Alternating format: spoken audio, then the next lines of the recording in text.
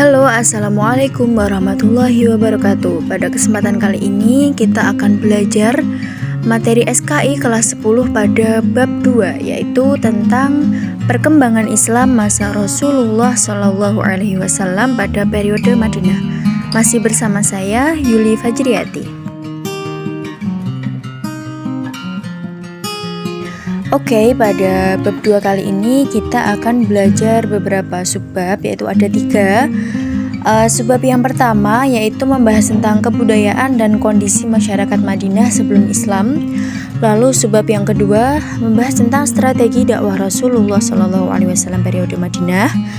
Lalu subbab yang terakhir yaitu peristiwa penting dalam dakwah Rasulullah SAW pada periode Madinah yang akan kita bahas setelah ini.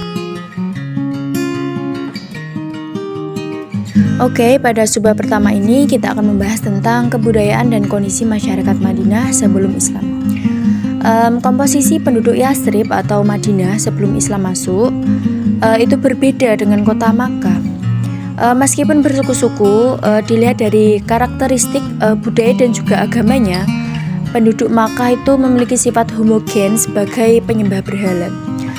Sedangkan kalau wilayah Yasrib atau Madinah itu memiliki penduduk selain terdiri atas beberapa suku, ada juga suku Yahudi di sana. Dan dominan mereka itu memeluk agama Samawi dan juga ada yang memeluk agama Nasrani seperti itu. Sebelum masuk Islam, penduduk Madinah atau Yasrib banyak melakukan tindakan-tindakan yang negatif, diantaranya seperti riba, suka berkelahi, peperangan antar suku, dan juga suka mengadu domba. Namun meskipun memiliki sifat yang negatif, penduduk Yasrib pada saat itu juga memiliki bidang pertanian dan perekonomian yang sangat bagus. Tanahnya yang subur dan juga komoditas pertaniannya yang sangat melimpah. Masyarakat Madinah atau Yasrib sebelum Islam itu dikelompokkan menjadi 3 suku, yaitu ada suku Aus dan Khazraj, lalu ada suku Yahudi dan juga kaum musyrik. Oke, pada subbab kedua ini kita akan membahas tentang strategi dakwah Rasulullah di periode Madinah.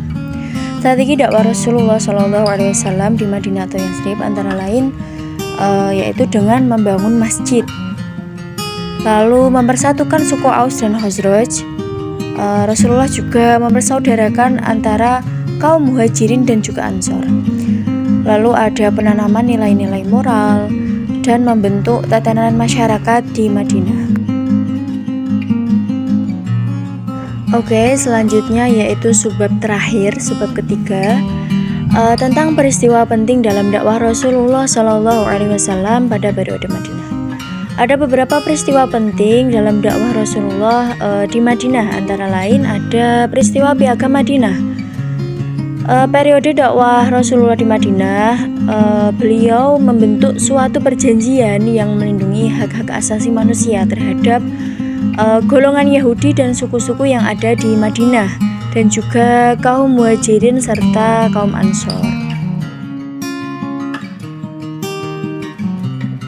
Peristiwa yang selanjutnya yaitu Rasulullah SAW menerima wahyu dari Allah SWT, diperbolehkan untuk berperang.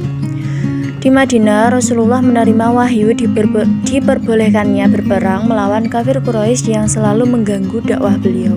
Dalam sejarah ada 2 sebutan untuk peperangan pada masa Rasulullah pada saat itu, yaitu Ghazwah dan Sariyah. Ghazwah yaitu peperangan yang diikuti Rasulullah sebanyak 27 kali, dan Sariyah yaitu peperangan yang tidak diikuti Rasulullah sebanyak 47 kali.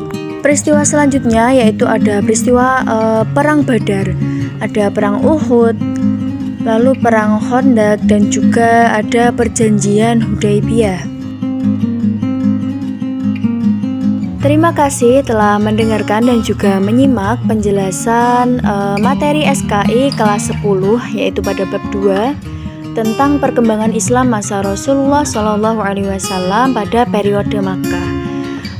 Terima kasih and see you next time. Wassalamualaikum warahmatullahi wabarakatuh.